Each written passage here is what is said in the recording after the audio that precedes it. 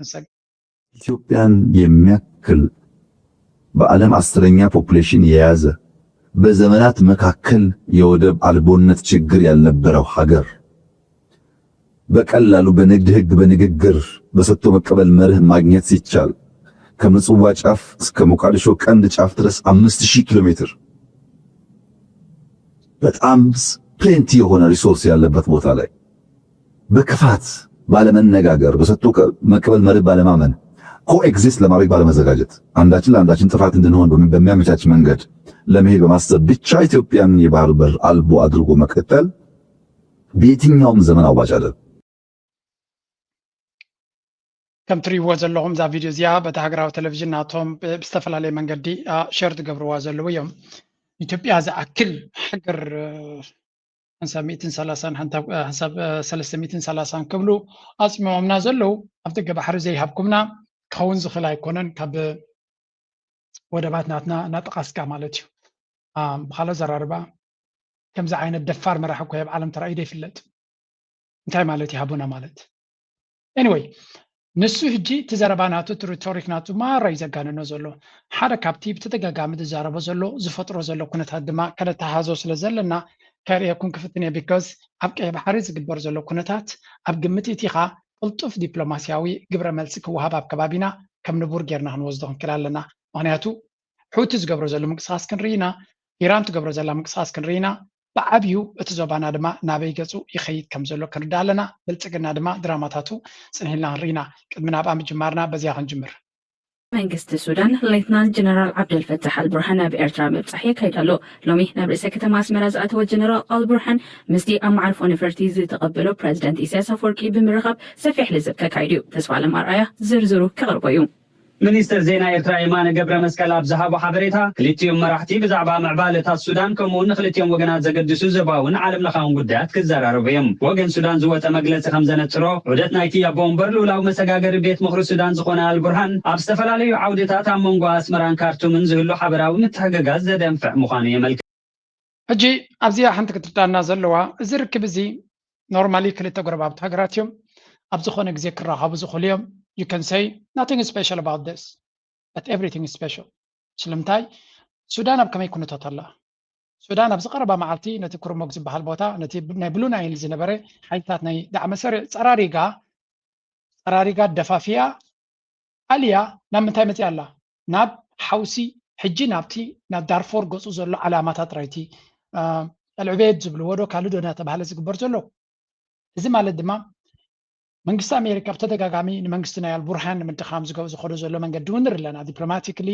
ኣኩም ድማ ኬሚካላዊ ዌፐን ዶ ገለ ዶ እናበለ እውን ዝገብሮ ዘሎ ንርኢ ኣለና። እንተኾነ ኣብ ባይታ ብአልቡርሃን ዝምራሕ ዘሎ ሰራዊትን መንግስትን ይግስግስ ከም ዘሎን ዓቕምታቱ እናሓየለ ይኸይድ ክመፅእ ከም ዘሎን ነቲ ሒዝዎ ዘሎ ድማ ኮንሶሊዴት እናገበረ ይኸይድ ከም ዘሎን ዳርጋ ብኩሉ ፅቡቅ ዝኾነ ፕሮግረስ ይገብር ከም ዘሎን ሃገር እውን ናብ ፅቡቅ ደረጃ ትኸይድ ኣላ። ነዚ ፅቡቅ ደረጃ እዚ ድማ እቲ ቀንዲ ነቲ ዳዕመ ሰሪዕ ዝጅንጅን ዘሎ ሓይሊ ኢማራት ድማ ኩነታቱ ኣብ ኸጠር ዝኾነ ጉዳይ በፂሕ ኣሎ። ህወሓት ምስ ብልፅግና ዝኸድዎ ዘሎ ኩነታት ንርኢ ኣለና። ኣብይ ኣሕመድ ድማ ብግልፂ ንኤርትራ ንህወሓትን ንሱዳንን እናጠቐሰ ጠራዕራዕ ክብለሉ ዝብለሉ ዘሎ ደረጃ ተበፂሕ ኣሎ። ኩሉ ነዚ ኣብ ግምት እቲኻ እዚ ርክብ እዚ ኣዝዩ ኣገዳሲ ታሪኻዊ ትርጉም ዘለዎ እዩ። ብመንገዲ ሱዳን እንታይ ዓይነት ሪፖርት ሂቦሞ ከርእየኩም እየ። ምክንያቱ ክልቲኦም ሃገራት ነናቶም ርዲት ኣለዎም ነናቶም ኢንተርፕሬቴሽን ኣለዎም ነቲ ዝግበር ዘሎ ዝምድናታት ሓደክ ነናቱ መረዳእታ እዩ ክበሉ ዝኽእል እንታይ ዕላማ ናይ ሱዳን ካብዚ ጉዳይ እዚ እንታይ ትፅበ ዘላ ሱዳን ኤርትራ ካብዚ ጉዳይ እዚ እንታይ ትፅበላ ነናቶም ኢንተረስት ኣለዎም ነናቶም ታርጌት እውን ኣለዎም ርዱ ይኻሱ። ምክንያቱ ኤርትራ ካብዚ ጉዳይ እዚ እንታይ ትፅበ ሱዳን ካብዚ ጉዳይ እዚ እንታይ ትፅበ ንናቶም ሪፖርት ኢኻ ክትርኢ ዘለካ። I had a Sudan report ኣብዚ ጉዳይ እዚ and I'm going to share it with you because how do Sudan perceive this ነዚ ጉዳይ እዚ ብኸመይ ትሪኦ ኣላ እታ ቪድዮ ይረኽብኮና ኣለዎ ግምስ ኦኬ። እዚ ካብ ሱዳን ኤኮ ካብ ዝብል ዝወፀ ሓበሬታ እዩ። Chairman of the Sudanese Transitional Sovereign Council General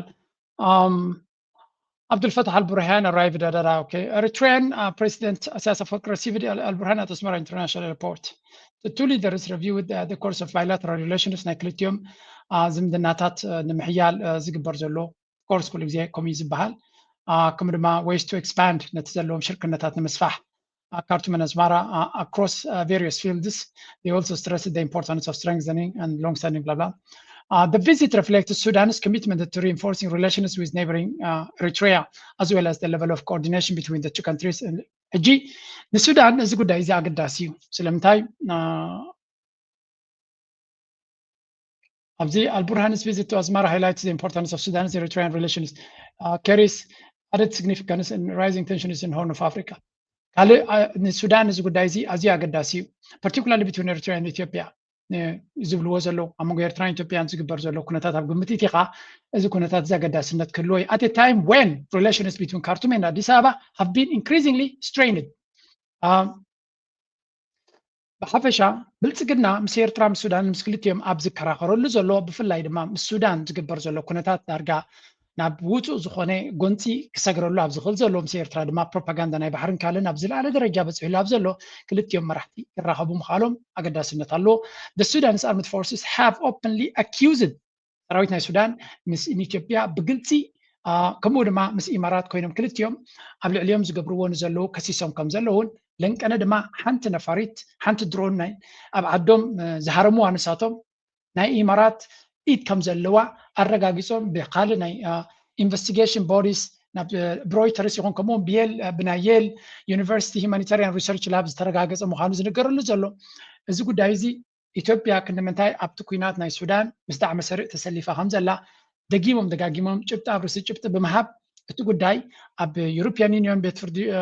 መጋባእያታት ይኹን ኣብ ኣሜሪካ ድማ ብፍላይ ብወገን ዴሞክራትስ ቀፃሊ ድፍኢት ይግበረሉ ከም ዘሎ እዚ ማለት ድማ ኤርትራ ዝኾነ ይኹን ወተሃደራዊ ምትእትታው ዝረአ ነገር ወይ እውን ዝበሃል ዘየለ ውሑድ ሓበሬታ ብዛዕባ ኤርትራ ብወተሃደራዊ ዓቕሚ ሱዳን ትሕግዛ ኣላ ዝብል ይግዳስ ዲፕሎማቲክሊ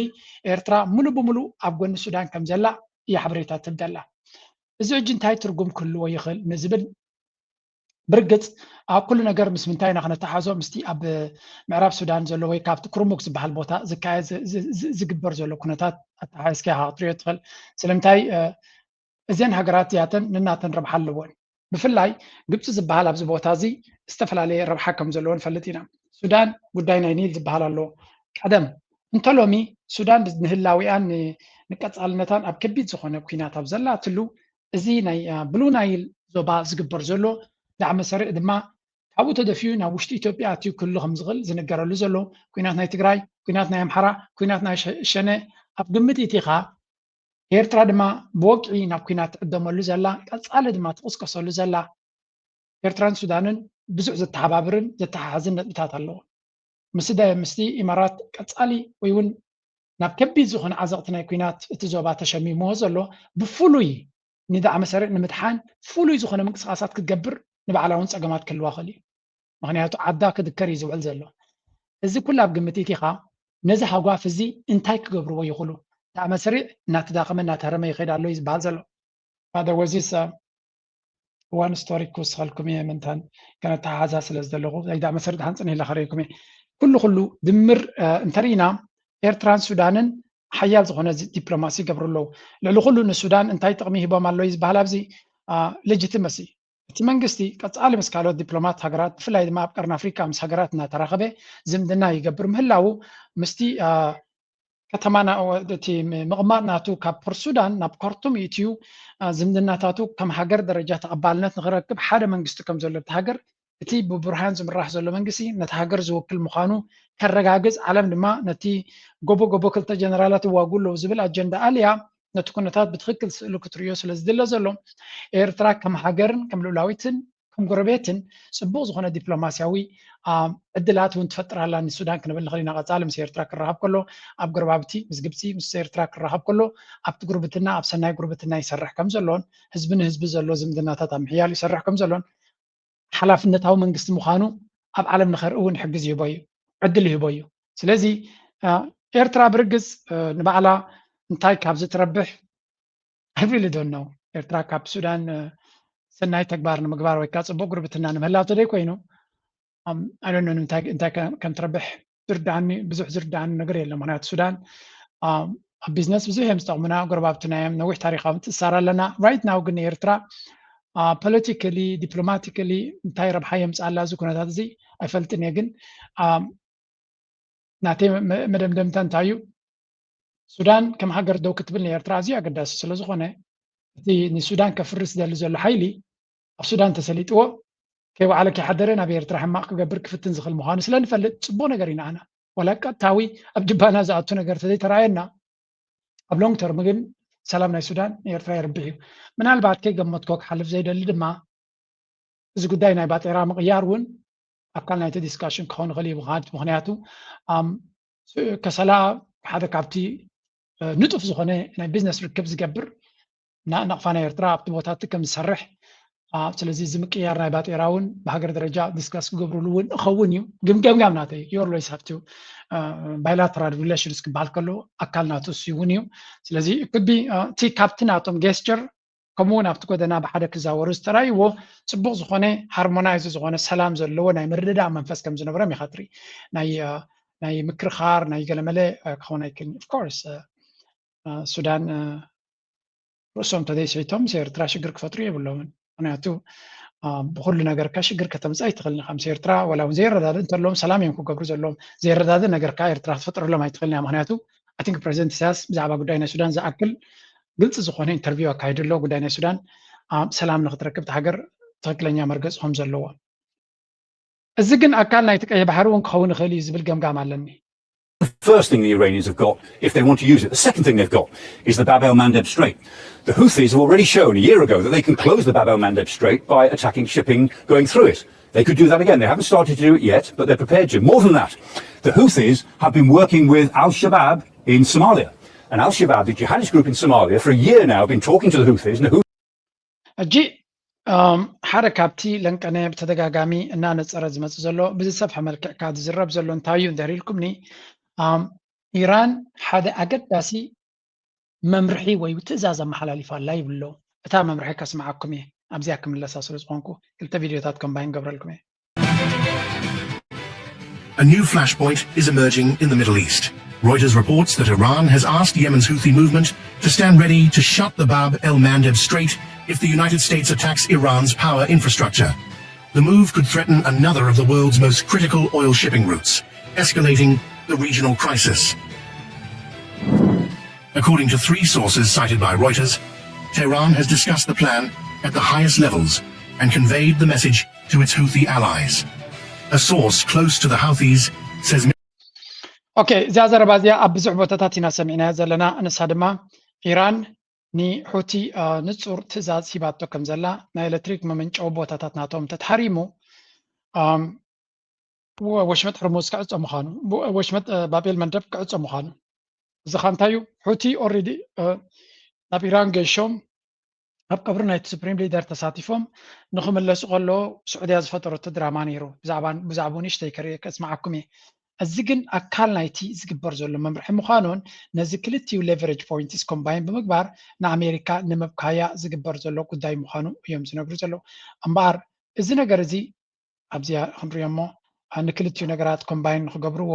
ከቢድ ከም ዘይኮነ ንኣታቶም ብንፁር እዮም ዝነግሩና ዘለዉ ስለዚ መጀመርያ ኢራን ነተን ሃገራት ክልጅ ኢንፍራስትራክቸር ናቶም ዲሳሊኔሽን ፕላንትስ ናቶም ፓወር ፕላንትስ ናቶም ብምሉእ ክትሃርሞ ምዃና እሱ ግን ንሃገራት ክልጅ ጥራይ ክጎድእ ዝኽእል ዝያዳ ጉድኣት ክፈጥር ዝኽእል ንኣሜሪካ ወይ እውን ንኤውሮጳ ዓለም ነዚ ምዕራባዊ ዓለም እዛ ባቤል መንደብያ ንዓ ድማ ሎክ ክገብርዋ ምዃኖም ምስ ሑቲ ተዘራሪቦም ተረዳዲኦም ከም ዘለውን ኣብ ተጠንቀቕ ከም ዘለዉ እዩ ዝንገር ዘሎ ምናልባት ስዑድያ ነክፍረ ክትብል ቀንያ ለንቀነ እንታይ ፍረ ኣምፂኢላ ኸውንቲ ሓፍከፍ ትብሎ ፀንሐት ኣብዚኣ እስከስምዑለይ ኣነ እኳ ግርም እዩ ዝብለኒ ዘሎ said that any threat to Saudi reaffirmed a statement made beforehand. Any threat to Saudi is also a threat to us. Any aggression against either country shall be considered an aggression against both. So they've reaffirmed the support for Saudi if Saudi is attacked. So not sure how you would interpret that and whether this is more symbolic or Pakistan may be dragged into the war. No, meaningless, symbolic. Number one, when the Saudis, whoever authorized the attack on Monday, and the Saudis have denied it. The attack on Yemen? Yes. So that attack on Yemen on Sana'a, the airport, the local Yemeni government claimed that it did it, and it's an ally of Saudi Arabia. But then two American officials said the Saudis did it. The Houthis responded immediately and hit the ሕጂ ኣብዚያ እንታይ ኢና ንሰምዕ ዘለና ኩላ እዛ ጉዳይ እዚኣ ብዛዕባ እዚ ጉዳይ ናይ ኣብዚ ሓለፈ እዋን ኣብ መንጎ ኢማራትን ስዑድያን ዘጋጠመ ጉዳይ ኢና ንዛረብ ዘለና ኣብዚ ሓለፈ ስዑድያ እንታይ ገይራ ነይራ ነፋሪት ናይ ሑቲ ትምለስ ዘላ ብዘይ ፍቃድ ናይቲ መንግስቲ ናይ ዓለም ለኻዊ ኣፍልጦ ዘሎ መንግስቲ የመን ተኣትላ ተነፋሪት እሞ ክትኣቱ የብላን ብዝብል ምክርኻር ንኤርፖርት ናይ ሰንዓ ኤርፖርት ኣብ ትሕቲ ቁፅፅር ናይ ሑትን ዘሎ ከም ዝሃረመትን እቲ ዝተገበረ ወላ ስዑድያ ኣነ ይገበርኮን ገይረዮ እንተዘይበለት ክልተ ናይ ኣሜሪካ ምንጭታት ግን ስዑድያ ከም ዝገበረቶ ነጊሮም ስዑድያ ሑቲ ድማ ከም ገበረ መልሲ ሓደ ኢንተርናሽናል ኤርፖርት ናይ ስዑድያ ኣጠቃቢሉ ገዲፍዎ ስዑድያ ድማ እቲ ቃንዛ ኣዝዩ ከቢድ ዝኾነ ቃንዛ ተሰኪማ ማለት እዩ ሕጂ እዚ ዝግበር ዘሎ ኩነታት ንምንታይ ዝግበር ዘሎ ንዝብል ደንቀነ እንታይ ብለና ፀኒሑ ፓኪስታን ከም ሓንቲ ዓባይ መሻርክቲ ናይ ስዑድያ ዝኾነት ንኢራን መጠንቀቕታ ሂባ ከም ዘላ እቲ መጠንቀቕታ ድማ እንታይ ዝብል እዩ ብስዑድያ ምህራም ማለት ኢራን ምሳና ምስ ጎረቤትኩም ፓኪስታን ፀገም ክትፈጥሩ ኢኹም ይብሉ ኣለዉ ፓኪስታን ኣበይ ዘሎ ይነው ፓኪስታን ጎረቤት ናይ ስዑድያ እዩ ስለዚ ፓኪስታን ማለት ድማ ኣብቲ ሽምግልና እውን ዓብይ ተራ ዘሎ ዝነበሮ እዩ ነቲ ኤምኦዩ ንምፍራም ፓኪስታን ኣበይ ኣሎ እንተሪኢኹሞ ብድሕሪ ኢራን ዘሎ ብምብራቕ ናይ ኢራን መን ኣሎ ኣፍጋኒስታንን ኣብ ታሕቲ ድማ ምስ ባሕሪ ዝራኸብ ፓኪስታን እዩ ስለዚ ጎረባብቲ እዮም ሕጂ ፓኪስታን ድማ ኒኩለራዊ ሓይሊ እዩ ምስ ስዑድያ ድማ ዓብይ ከምዚ ናይ ኔቶ ዓይነት ሽርክነት ወይ ምሕዝነት ዘለዎም እዮም ንስዑድያ ኢራን ክትሃርማ ከም ትኽእል ስለ ዝግመት ኢራን ምንታ ንኸይትሃርማ ፓኪስታን መጠንቀቕታ ትገብር ኣላ እዚ ግን ሽማዊ እዩ ይብል ኣሎ እታ ኣገዳሲት ስዑድያ ኣበይ ቦታ ደው ኢላ ኣላ ሕጂ ክንፈልጣ ዘለና ንመለስ ኣብዚኣ in southern Saudi Arabia, southwest Saudi Arabia. And since then, what's happened? Nothing. In fact, today, the Saudis announced that they're going to fly into Sana'a. They're reestablishing a flight route. Yeah, the Jordanian one, I saw that. They're allowing, so they usually have a blockade of Sana'a, but as a gesture of goodwill, I just saw that before we went live, they've allowed commercial flights from Jordan to Sana'a, to Yemen. So that tells you that there's been some behind the scenes. I mean, what Pepe and I learned from the sources that we had access to in Pakistan is reportedly Pakistan went to MBS and basically said, what the hell are you doing? You got your head up your ass? What are you trying to do? Stop. The United States is, they're going to keep pushing the envelope. This is very interesting. እዚኣታ ነጥብ ክንሪኣ ደሊና ዘለና እንታይ እዮም ዝብሉ ዘሎ መሲልኩም this cannot be ስዑድያ ስክሳዕ ክንዲ ስቱፒድ ክትከውን ኣይትኽእልን እያ ነው ሕጂ እንታይ ዝብለና ዘሎ መሲልኩም መጀመርያ ስዑድያ ኣብ ሰንዓ ኤርፖርት ዝገበረቶ ኣነ ኣብዚ ቻነል ናተይ ተኸታተልቲ ድማ እንታይ ኢልኩም ዋእታቲ ስዑድያ ሕማም ርእሲ ኣለዎም ድዮም ተፀሊሎም ድዮም ዓቢዶም ድዮም ብሰላም ነዛ ኩናት ከመይ ገይረ ይሰግራ ኢሉ ኣብ ናይ ቬትሮ ገዛ ዝቕመጥ ሰብሲ ከመይ ገይሩ ምስ ሑቲ ዝላኸፍ ዘሎ ሑቲ ንዑ ይኮነን እስራኤል ከማን ክሃርም ዝኽእል ሚሳይላት ዘለዎም እዩ እዚ ኩሉ ኪሎ ሜትራት ሰንጢቑ ኸይዱ ኣብ ልዕሊ እስራኤል ዕላማታቱ ዝሃረመ ሚሳይላት ዘለዎ እዩ ስለዚ ከመይ ገይሮም እዮም ክሳዕ ክንዲ እንጀልና ደርዩ ደሎ ኢሎም ፓኪስታን ድማ ከምኡ እያ ኢላቶም እዮም ወተፀሊልካ ዲኻ ከመይ ጌርካ ምስ ሑቲ ሽግር ትፈጥር ዘለኻ ነዚያ ነገር ክትዕርያ ኣለካ እንተደየለ ክትስሕና ኢኻ ኢሎም ስዑድያ ድማ ሕጂ ብመንገዲ ጆርዳን ገለ ገይሮም ነቲ ናይ ሰንዓ ኤርፖርት ክነዓፅዎ ኢና ዶገዶዶ ዝበሃል ዝነበረ ንምሕዝነት ተባሂሉ ናብ ገጾም ክመፁ ምዃኖም እዮም ዝነግሩ ዘሎ እንታይ ንማለት እዩ እዚ ስዑድያ ይቕረታ ሓቲታ ኣላ ብድሕሪ መጋረጃ it was a stupid decision ኣነ ክሪኦ ከለኹ እዚ ጉዳይ እዚ ነዚ ኩሉ 4 ወርሒ ስዑድያ ትዕግስቲ ናቶም ንዓለም ዘገረመ ንእስራኤልን ንኢማራትን ድማ ዘጨነቐ እዩ ነይሩ ናብቲ ኩናት ንክእትዋ ዘይገበርዎን ዘይተዛረብዎን ኣይነበረ ትም MBS መልሓሱ ከይከፈተ እዛ ኩናት ኢንፋክት ናይ ዝሓለፈ ኮርተር ዝሓለፈ 3 ወርሒ ወርሓት ወርሒ 2 ወርሒ 3 ፀብፃብ ኣብ ዝተገበረሉ ዝበለፀ መክሰብ ከም ዝገበረት ስዑዲ ዓረብ ምክንያቱ ነዳድናታ ብዝኸበረ ዋጋ ክሸይጥ ዝኻለት ሃገር እያ ስለዚ እዚ ኩናት እዚ ረብሓ ነይርዎም እዩ ኢራን ድማ ኣብቲ መጀመርያ ዝተገበረቶ ደይ ኮይኑ ድሕሪኡ ንስዑድያ ይሃረምዋል ቻሌንጅ እውን ኣይገበርዋል ኤርፖርትስ ናታ ይሰርሓሎ ቢዝነስ ናታ ይሰርሓሎ ስለዚ ስዑዲ ዓረብ ካብዚ ኩናት እዚ ብልቦና ካብቶም ኩለን ሃገራት ኸልጅ ብዝበለፀ ወፅያ ነይራ ናው out of nowhere ምስ ሑቲ ሽግር ክትፈጥር ምፍታን ካን ኣሜሪካ ዶናልድ ትራምፕ ንምሕጓስ ከም ዝኾነ ነጊረኩም እያ ካልእ ኣጋጣሚ ብኡ መንፅር ድማ ኣፅዋር ክሸጠልኩም ኢልዎም ዶናልድ ትራምፕ ገለገለ ገይርዎም ኣሎ ብሓፈሻ ክንዲ ምንታይ ጭምልቕና ዘለዎ ሲቹዌሽን ከም ዘሎ ኣብዚ ከባቢና ክርዳእና ኣለዎ ተዋስኦ ኣብ ርእሲ ተዋስኦ ኣብ ርእሲ ተዋስኦ ኣብ ርእሲ ተዋስኦ እዩ ዝግበር ዘሎ ሲሪየስ ኩናት ይግን እጂ እንታይ ማለት እዩ እዚ ጉዳይ እዚ ናበይ ገፁ ክኸይድ እዩ ቀይ ባሕሪ ክንዲ ምንታይ መፈንጠራታት ኣትይዎ ዘሎ ምዃኑ ተገንዚብና ኣለና ኣብዚያ ኣንተቦ ዝኸለፍኩልኩም ሓንቲ ካብትን ተፍርህ ዝብለላ ትሪተ ፓርሰን ስማዕዮ I view very prematurely. It was abandoned. It was mistakes on both sides, overreactions on both sides. But they're still acting on those overreactions. And as part of that, there is that belief they didn't do enough in the last war. So what can they do more in this war that changes the situation? My answer is almost nothing. I don't see anything that really fundamentally would change the situation. Particularly when you think about the fact that it would have to happen in a short period of time with a very high likelihood of success. I don't see any options. And if they had one, I suspect that they would use it a long time ago. ሕጂ ኣብቲያ ናይ እስራኤል እንዲ ዝመልሰና ዘሎ ግን ኣነ ኣብዚያ ክመልሰኩም እንታይ ዝብል ዘሎ ትሪተ ፓርሲ እውን እንትኾነ እዚ ጉዳይ እዚ ሓንቲ ካብቲያ ኢራን ከም ሕብእቲ ካርዲ ግን ኣብ ዝኾነ ግዜ ክጥቀሙላ ዝኽእሉ እንታይ ነይራ ሁቲ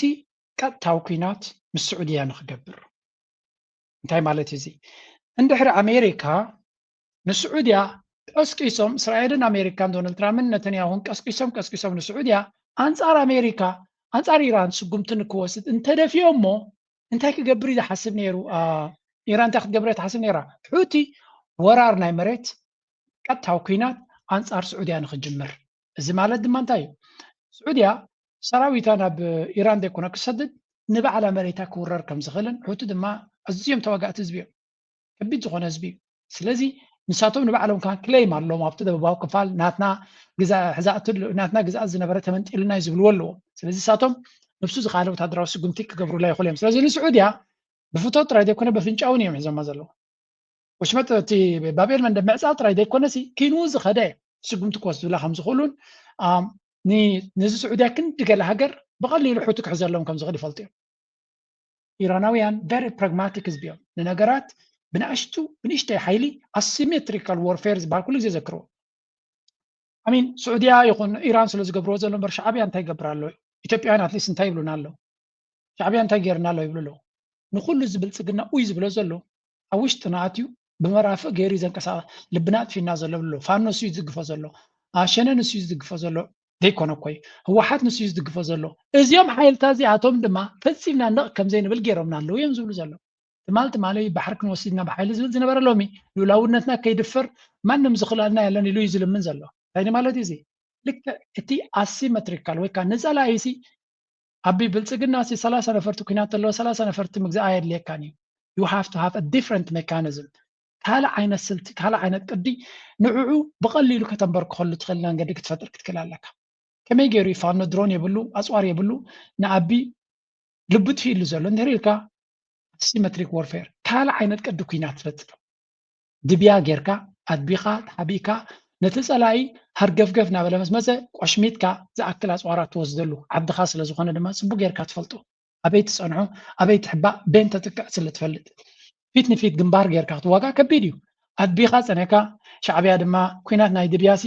ግን ሻዕብያ ዝፈልጦ እኮ የለን 30 ዓመት እዩ ተዋጊሉ ስለዚ ከመይ ጌርካ ንፀላኢ ልቡ ተጥፍኣሉ ብንእሽተይ ዓቕሚ ብንእሽተይ ኣፅዋር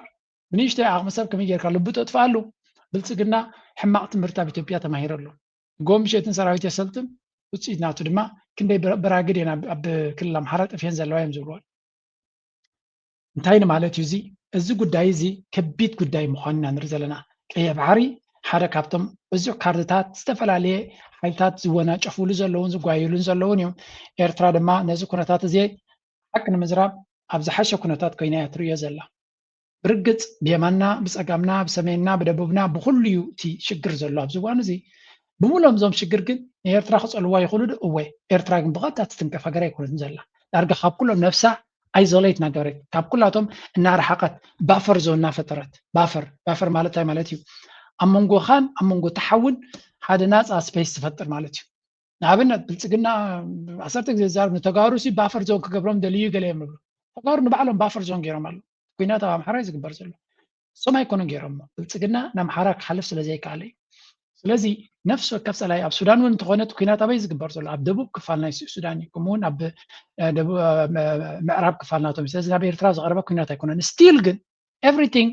ኣፀቢቑ ካብ ማዕዶ ከተዳኽሞ ዘለካ ወይ ከተዳኽሞ ዘለካ ናባኻ ተሃንዲዱ ደባትካ ክሳብ ዝመጽእ ተጸቢኻ ንዕንወት ተቐቢልካ ትገብሮ ነገር ውጽኢት የብሉ ዕንወት ክወርደካ ስለ ዝኽእል ወላ ሰዓሮ ነቲ ኩናት ኣብ ሞደታ ዕንወት ተወሪድካ ዕንወት እዩ ንዑ ክትጽግን መዓት ገንዘብን ግዜን ይወስድ መስዋዕቲ ከጋጥም ይኽእል ስለዚ ንጸላኢ እንተኽኢልካ ካብ ማዕዶ ካብ ርሑቕ ከተንበር ክኸሉ ትኽእል መንገዲ እንተሎ ኩሉ ግዜ ንዑ ክትጥቀም ክትክእል ኣለካ and I think ሻዕብያ are proving they are very very smart in this game ብልጽግና ድማ ላዕልን ታሕትን ይብል ኣሎ ዝመጾ ነገር ግን የለን ስለዚ ነዛ ኩላ ነገር እናርኣና እቲ ናይ ሱዳን ርክብ ምስ ኤርትራ እውን ብመቓን ክትጥምቶ ትኽእል ኢኻ ሕራይ እዚ ንሕና ምስ ኮነ ብልጽግና እንታይ ክገብር እዩ ዝፍትን ዘሎ እንድሕር ኢልካ ብልጽግና ኣብ ውሽጢ እቲ ዓዱ ፖለቲካ ክሰርሕ ይፍትን ኣሎ ምክንያቱ ረጂም ቼንጅ ኣብ ዓዱ ክገብር ዘሎ ሓደ ካብኡ ድማ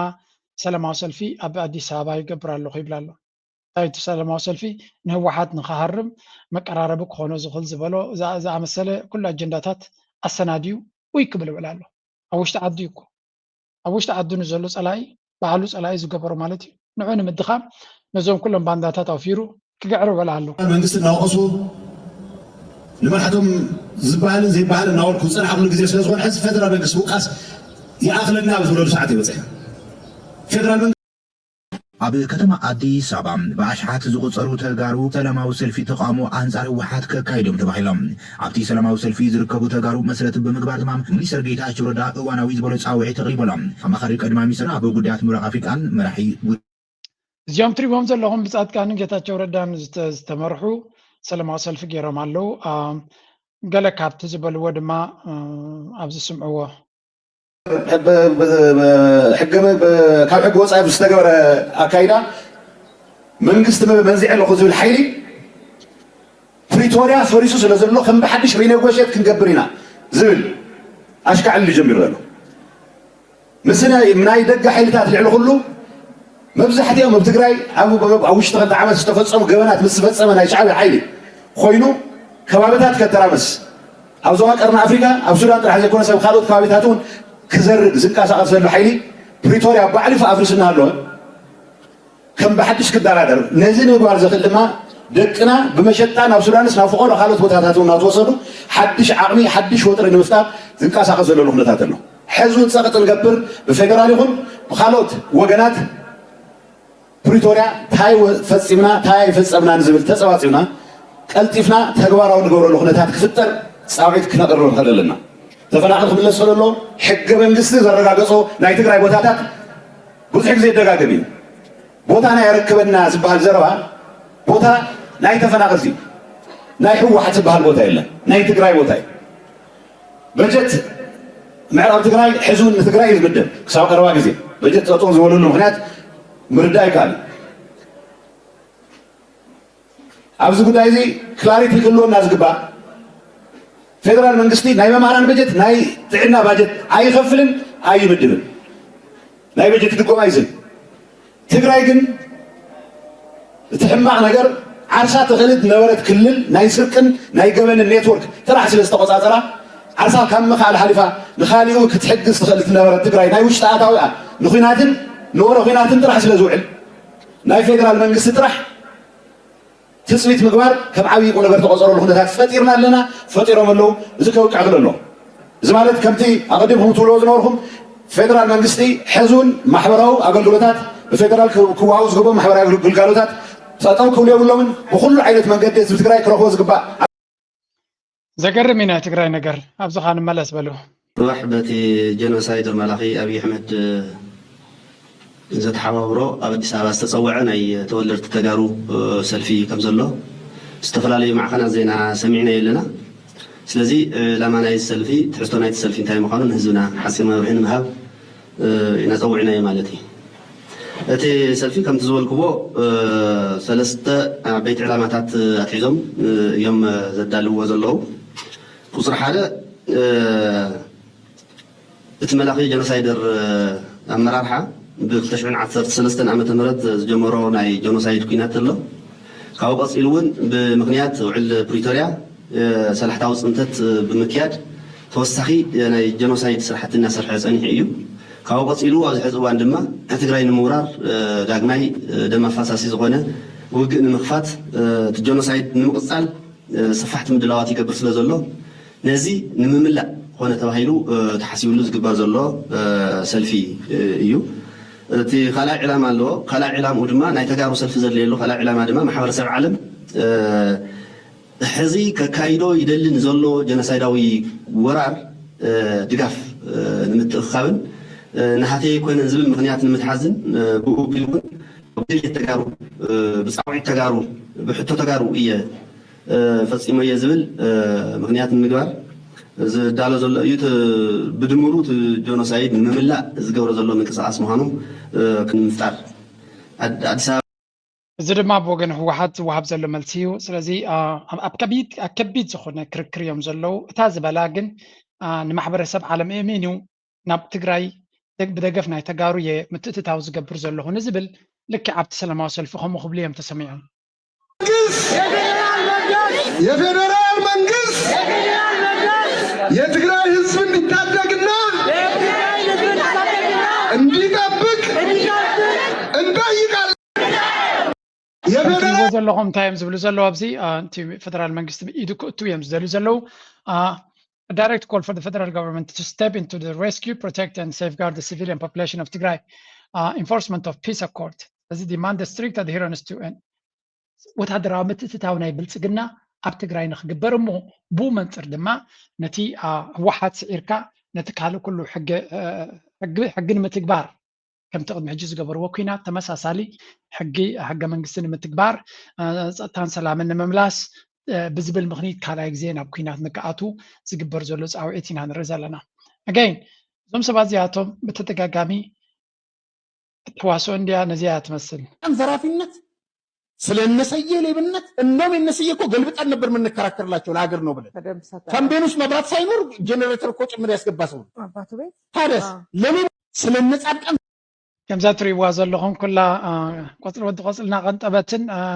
መርቂና ነቲ ትገብር ነቲ ኩነታት ትገብሮ ዘላ እዮም ዝብሉ ዘለው ብሓፈሻ እቲ ኩነታት ቁሩብ ክብድ በለ እንድዩ ግን የስ እቲ ጉዳይ ዘሎ ሰፊሕ ዝኾነ ፕሮፓጋንዳ ናይ ብኩሉ ወገናት እዩ ዝግበረሉ ዘሎ ህወሓት ነቲ ዘሎ ኩነታት መልሲ ክህብ ይፍትን ኣሎ ኣብዚ እውን ሓንቲ ነራትኒ እቲ ናይ ፌደራል ምትእትታው ፃውዒት ዝግበረሉ ዘሎ ቡ ጌርካ ነቲ መንግስቲ ነቲ ናይ ህወሓት ኣብ ልዕሊ ህወሓት ክውሰድ ዝሕሰብ ዘሎ ስጉምትታት ለጅትመሲ ተቐባልነት ምፍጣር እዩ ሰፊሕ ዝኾነ ፕሮፓጋንዳ እውን ምስኡ ዘቕንዐ በቲ ብልጽግና በሀገራዊ ቴሌቪዥናቱ ሰፊሕ ዝኾነ ፕሮፓጋንዳ እዩ ዝግበር ዘሎ ከባለፈው ስህተቱ ማይማር ክሪሚናል ግሩፕ ነው ዛሬ አይደለም ህገወጥ የሆነው ሲጀመርም ሲፈጠርም ህገወጥ ነው ቡድኑ ራሱ ነው አፈጣጠሩ አደረጃጀቱ ህገወጥ ነው ስለዚህ ስህተትና ማለት አላስፈላጊ ህገወጥ የሆኑ ስራዎችን ከመስራት ያስገባላኪ ሆኖ ተጠያቂነት መንገድ ስለሚችል አግለው ደግሞ በጣም ህዝቡ ዛለው ህዝቡ ስንታይ ዝብል ዘሎ ቶም ተጋሩሲ ብቀደሞም ድዮም አንጻር ህወሓት ነይሮም ወላ ለንቀነይ መፂዎም ዘሕማም እዚ ኣነ ይርዳእንን እዩ ህወሓትሲ ሎሚ ዘይኮነ ሕጊ ካብ ሕጊ ወፃኢ ዝኸይድ ዘሎ ክፍጠር ከሎ ይኮም እዮም ዝብሉ ዘሎ ሓደ ነገር ግን ይበርሃልካ ተጋሩሲ ኣብቲ ቅድሚ 2-3 ዓመት ኣብ ኩናት ክኣቱ ከሎ ሙሉእ ኣብ ጎኒ ህወሓት እዮም ነይሮም ወይ እውን ብሓደ እዮም ነይሮም ኣትሊስት ብኸተናቶም ድማ ሓያል ኮይኑ ቀሊል ዋጋ ይኮነም ወዲድዎም ግን ሕጂ ግን ዝሓሸ ኩነታት ኣለዎም ነቲ ናይ ሽዑ ኣጀንዳ ንምትግባር if they really meant እቲ ቀደም ዝብልዎ ዝነበሩ ብትክክል ንሱ እንተነይሩ እቲ ዕላማ ናቶም ሕጂ እቲ ዕላማ ናቶም ኣብ ዝበለፀ ግዜ እዩ ዘሎ ምክንያቱ ካልኦት ሓይልታት ኣብ ኢትዮጵያ እውን ኣብ ተመሳሳሊ ኣሰላልፋን ዕላማን ወዲቖም ስለ ዘለዉ ስለዚ እዛ ብልፅግና ብዝበዝሕ ባጀት ዝንቀሳቀሰላ ዘሎ ንትግራይ ምፍርራስ ታእንኮ ናተይ ኣጀንዳ ንምፍፃም ፀገም ክትኮነ ንትኽእል ትግራይ እያ ንትግራይ ድማ ኣመና ፕሮፓጋንዳ ዝገብረላ ስለምንታይ እዩ እንድሕር ኢልኩም ንብዙሕ ነገር እያ ትጠቕመ ንትግራይ ትግራይ ምስይጣን ማለት ንህወሓት ምስይጣን ማለት ንተጋሩ ንምቁፅፃር ጥራይ ኮነ ዝጠቕሞም ናብ ኤርትራ ንትገብሮ ዕንደራ ትዝበለፀ ቦታ እዩ ዝብል ሓደ ትግራይ ሒዝካ ኢኻ ናብ ኤርትራ ኩናት ክትገብር ትኽእል ካልኣይ ድማ ኣጀንዳ ናይ ባሕሪ ናብ ኤርትራ ዝብሎ ዘሎ ንኤርትራ ናጽነት ንኽትረክብ ባሕሪ ሒዛ ንኽትከይድ ዝገበረ ህወሓት እዩ ስለዚ እቲ ናይ ህወሓት ፕሮፓጋንዳ ንኢትዮጵያውያን ኣብ ጎኑ ክገብርሉ ይሕግዘኒ ዝብል እምነት ኣለዎ እጂ ድማ እቶም ቀንዲ ካድረታት ናቱ ዋላቶም ናይ ኦሮሞ ገለመለ ገዲፎም እዮም ሎሚ እዞም ናይ ተጋሩ ባንዳታት እዮም እቶም ቀንዲ ናቱ ተሰለፍቲ ኮይኖም ዘለዉ ሓሳብ ጻድቃን ይመፅእ ፀኒሑ ገለ ይመፅእ ፀኒሑ ኣረጋዊ ዝብልዎ ይመፅእ ከይዱ ድማ እቲ ስብሓት ዋላ ገለ ዝብልዎ ይመፅእ ይጀስት ቁጥሪ አልቦ በቃ አሁን እኔ እንደ ድርጅትም አልወስደውም፣ እንደ ፖለቲካ ድርጅትም አልወስደውም። አሁን ባለበት ሁኔታ ምንድነው እንደሚታወቀው አሁን ትግራይ ውስጥ የጦር አበጋዞች አሉ፣ ወርሎርድስ አሉ። ድርጅቱን እነዚህ ናቸው የተቆጣጠሩት። ኦፍኮርስ የፖለቲካ ኃላፊዎችም አሉ ከነሱ ጋር አብረው የሚሰሩ። ስለዚህ እኔ የማየው ድርጅቱ በአሁኑ ጊዜ ያወጣቸው ህጎችም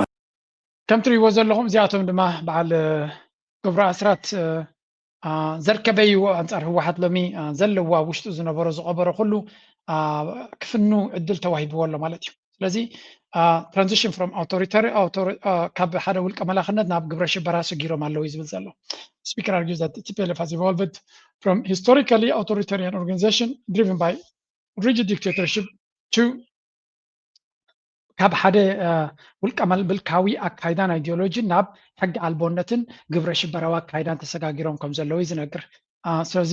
እቲ that allegedly impose extreme punishment including ነዚ ሕጂ ናይ ክተትን ናይ ገለን ኢሎሞ ዘለውን ከምኡ ካብኡ ዝፍለይ ይኮነን ኣበለ እዩ ዘጥቅዖም ዘሎ de facto state ambitionists ከምኡ ድማ TPLF is accused of abandoning federal constitutional framework, dropping the title regional government in favor of government of ትግራይ ድማ ናብ ሃገር ገጾም እዮም ዝኸዱ ዘለዉ ዝብል ዘሎ ካብቲ ግዝያዊ ምሕዳር ናይ ሪጅናል ዞባዊ መንግስቲ ዝብል ዝነበረ ገዲፎም ጋቨርንመንት ኦፍ ትግራይ ወይ መንግስቲ ናይ ትግራይ ኣብ ዝብል ዘረባዮም ዝጥቀሙ ዘለዉ እዚ ድማ ናብ ሃገር ገጾም እዮም ዝኸዱ ዘለዉ እዩ ዝብል ዘሎ and engaging with foreign forces like Eritrea to operate as an independent de facto state ምስ ኤርትራ ምስ ካልእን ዝራኸቡ ዘለዉ ድማ እቲ ናይ መጻኢ ሕልሚ ዘለዎም ናብ ሃገር ገጾም ክኸድዎ ዝደልዩ ዘለዉ ናብኡ ገጹ ንምውሳድ ስለ ዝሕግዞም ዘሎ እዩ ዝብል ዘሎ ግርም ገበሩ so what is your problem አዲስ አበባ ኣለኻ አትሕሸኒ ኢልካ ኣለኻ go for it እንደ አንድ ራሱን የቻለ ዲፋክቶ ስቴት ወስዶ ነው እየተንቀሳቀሰ ያለ። ስለዚህ ይሄን ሲያደርግ ብዙ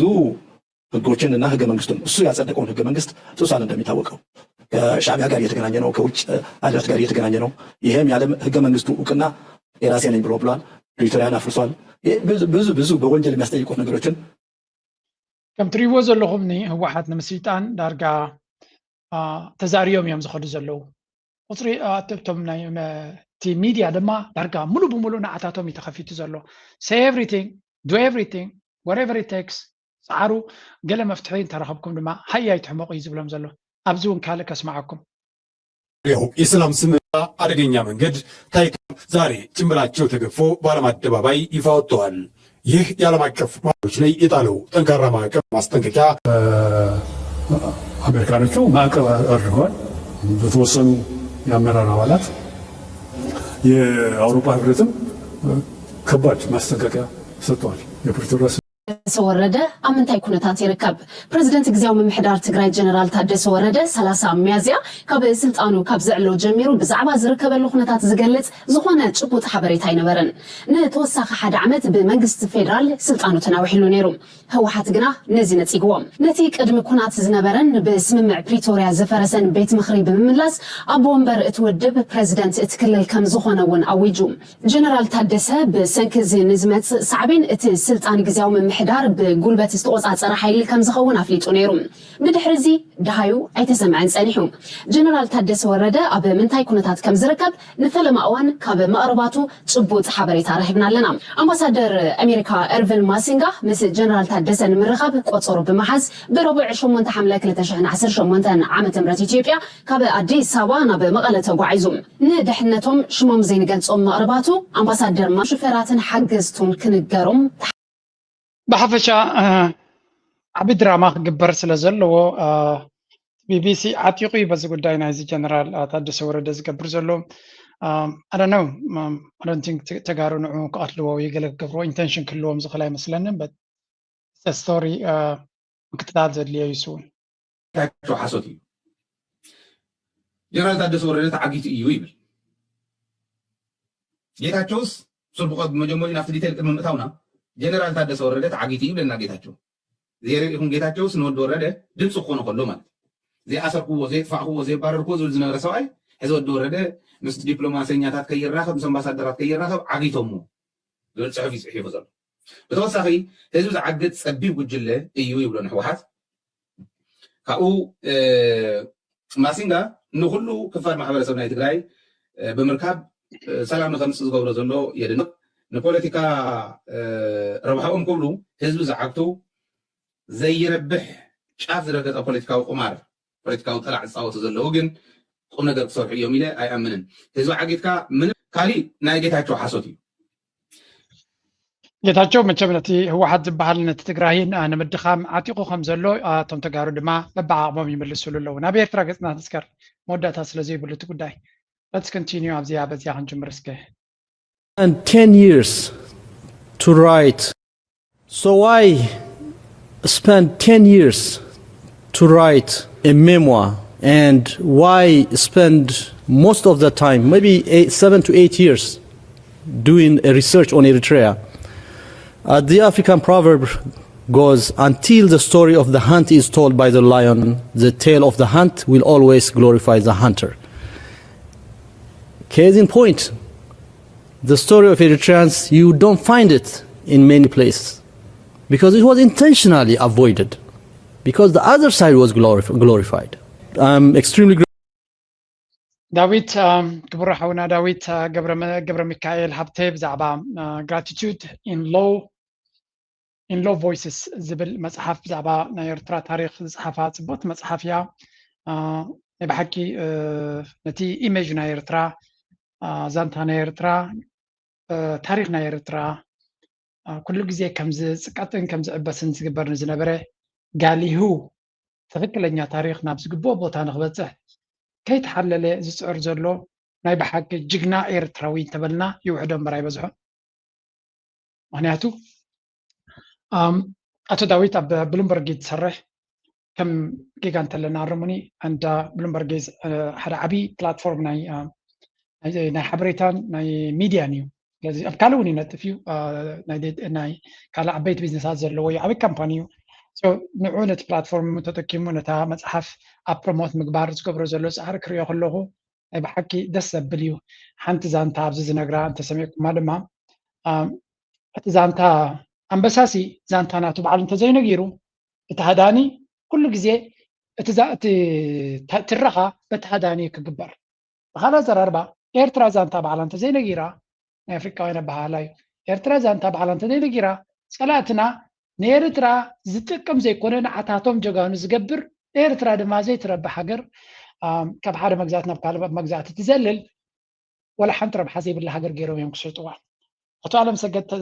ተስፋይ እውን ኣበርቲዑ ዝተዛረበሉ ነገር እንተሎስ እዩ ኣብ ዝኾነ ላይብረሪ ኣብ ዝኾነ ይኹን ዓበይቲ ናይ ሪሰርች ኢንስቲትዩሽንስ ከድና ብዛዕባ ኤርትራ ብዙሕ ኣይረኸብናን ስለዚ ኣብዚ ብዙሕ ስራሕ እዩ ዘድልየና ብምባል ተዛሪቡ ነቲ ዘሎ ሕፅረታት ምስቲ ናይ ኣርኪኦሎጂካል ስተዲስ ኣብ ኤርትራ ዝግበር ዘሎ ኣተሓሒዝካ ኣብቲ ዓበይቲ ፕላትፎርምስ ቦታታት ዘለዎም ብዙሓት ምሁራት እዮም ዘለውና ነቲ ነናቱ ነፍሲ ወከፍ ሰብ ነናቱ ዘለዎ ፀጋታት ከም መሓላለፍ ተፈቲኑ ብዙሕ ስራሕ ክስራሕ ይኽእል እዩ ድሮ ሓያል ስራሕ እውን ይስራሕ ኣሎ ብሓፈሻ ኤርትራ ካባና ወፃኢ ነፍሲ ወከፍ ንነፍስካ ኣብታ ቦታ እንተተኻ ካባይ ወፃኢ ክገብረላ ዝኽእል የለን ዝብል ኣተሓሳስባ ክንማዕብል ኣለና ነፍሲ ወከፍና ኣብ ንፅሕፎ ኣብ ንኸዶ ኣብ ንፀልዎ ብዘየገድስ ብፍላይ ኣብዚ ምዕራባዊ ዓለም ዘለና ኣምባሳደር ናይ ሃገርካ ኮይንካ ክትገብሮ ትኽእል ነገራት ወላ ን10 ሰባት ክትፀሉ ትኽእል ኢኻ እቶም 10 ሰባት ግን ብዛዕባ ኤርትራ ፅቡቕ ስእሊ ከም ዝህልዎም ክትገብር ትኽእል ኢኻ ዓብይ ፕላትፎርም ዘለኩም ኣብ ዝተፈላለዩ ዓበይቲ ቦታታት ትሰርሑ ዘለኹም ድማ ከም ዳዊት ነቲ ፕላትፎርም ናትኩም ተቐቢልኩም ተረኪብኩም ንጉዳይ ናይ ኤርትራ ደይመደይሎም ክፀቕጥዎ ንዝመርፁ ንቅድሚት ንምምፃእ ንዝግበር ስራሕ ንሕና ድማ ነቲ ውሕዳት ጥራይ ክሰምዕዎ ዝግባእ ህዝብና زيادة سمعوا كتابعوا من أجوهم كلهم من نزل بلاتفورم بعضنا نخبهم تكملين عن مرة. Mr. Mike Bloomberg for his endorsement when he wrote a candid, inspiring memoir of cultural and historical importance. We have to be candid. Even when it comes to history, we have to reconcile with our own history. The bad, the good and the ugly. So why نبحكي تاريخنا كم زلوا تقبلنا كان حلفا كلالنا ولا نتم عربايان عالم يزبلهم زلوا نت تاريخ تصبغوا ناغمت كاوي كم تصبغ غير كخد قلص خم فتان كم زلاتا كلها بيلكا ات تاريخ كم زلوا من صبراغو زباله سيو ايهو زي مصحف زيا رخيبنا كننببا انا بزا نفسي دست بلني ام بزح تاريخاوي في عمتها زلوا غينا تسمعني ካልኦትን ነታ ኩነታት እቲ ክትረኽብዋ ትኽእሉ ከተንብብዋን ክትመሃሩላን ነተሓሳስብ የኸንየልና ደጊምና ደጋጊምኩም እጃኹምኒ ክቡር ሓውና ዳዊት ድማ ምስጋና ኣብ ታሕቲ ግደፍለይ ቢካዝ ከምኡ ክገብሩ ዝደልዩ ሰባት ከምኡ ዝገብሩ ስለ ዘድልዩና ክንሕግዝ ኣለና ሓንቲ ካልእ ብዛዕባ ለንቀነ ዝበሃል ዘሎካ ክንርኢ መጀመርያ ካብ ኤርትራ ዝወፅ ዘሎ ፅቡቅ ስእልታት ምኽሪአኩም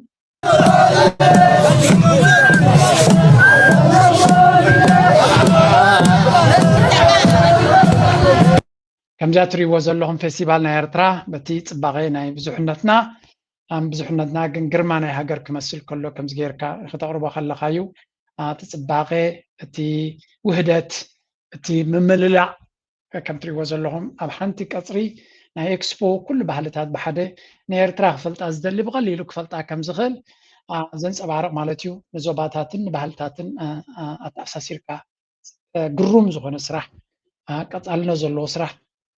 ቀፃልነት ዘድልዮ ስራሕ ዝቕፅል ዘሎ ድማ ብዙሕ ኣስተዋፅኦ ድማ ዝገብር ዘሎ ስራሕ ኢና ንርኢ ዘለና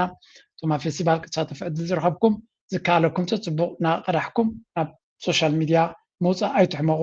ምክንያቱ ነዚ ፅቡቕነትና እውን ዓለም ክትፈልጦ ክትክእል ኣለዋ ኢትስ ቢዩቲፉል ቨሪ ቨሪ ቢዩቲፉል እዚ ፌስቲቫል ናይ ኤርትራ ሓደ ካብቲ እቲ መንግስቲ ንኣገዳስነቱ ርዩ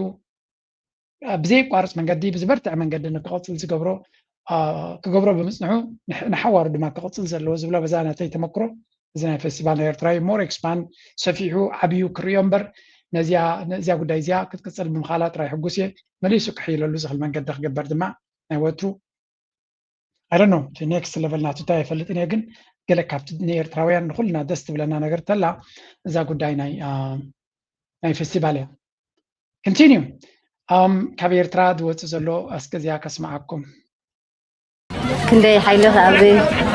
حيلة سالسي حيلة نيرة أب كلاي برجت كنا بطلون كذي حاجة هم تها كم نروي نتعلم ماتريك مساوي كم تها تعلم كله ما هم يرخب كيا ولا تبورة هنا هاي تحاجسنا كم تودي عم تمرو تودي ترى دعنا كلتي فايرو كلتي تودي هذا إذا قطع ما تم على الفترة الملخت انتلو كم على الفترة الملختي هو نسدري سلام كلهم دالي عدي أب نروي زلا أبايا وسمرة زلا سلام كلا دالي حتى يتجه لدي يرجعون كنزولكم. My name is Abel Simon. I'm from Las Vegas. I came to Sawa in the 38th round. Overall, the experience was very important to me because it really connected me with my country. Wow, this is impressive. ኤርትራውያን ካብ ኖርዌይ ከምኡ ድማ ካብ ላስ ቬጋስ ካብ ኣሜሪካ ኣብ ሃገራዊ ኣገልግሎት መበል 38 ዙር ዝተሳተፉ ኢና ንርኢ ዘለና ግርም ኣብ ሮማ Eritrea, being with 9 tribes with all the languages and all of the work that you do in Sawa is really what makes you a person.